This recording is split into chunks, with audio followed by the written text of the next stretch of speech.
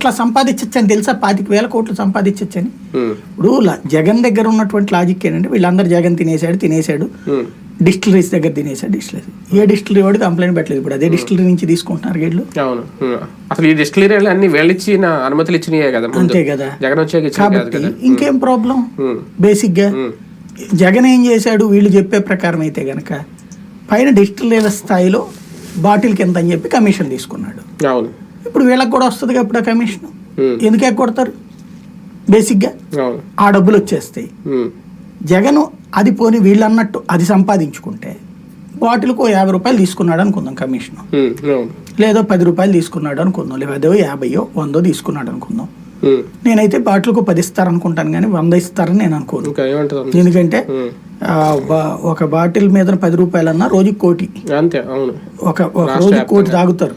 1 కోటి ఇంటూ 10 రూపాయలు అంటే 10 కోట్లు. నెలకు వచ్చేటప్పటికి ఇది 300 కోట్లు. ఆ లెక్కను చూసుకున్నప్పుడు ఏడాదికి 3,600 కోట్లు, 5 ఏళ్ళకి చూసుకుంటే అన్ని వేల కోట్లు వచ్చినట్టు. ఇది బాటిల్ కి ఇంత వేసుకుంటే 10 రూపాయలు వేసుకుంటే 100 అయితే ఎవరు కదా బేసిక్ గా. దాంట్లో 100 నుంచి 150 రూపాయలు ప్రభుత్వానికి లాభం తెప్పించాడు అతను.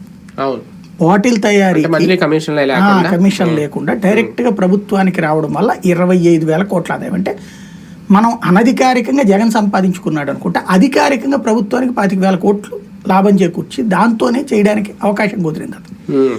ఇప్పుడు వీళ్ళు ఏమంటారంటే జగన్ తినేశాడు, ప్రభుత్వానికి తెచ్చిపెట్టాడు, కానీ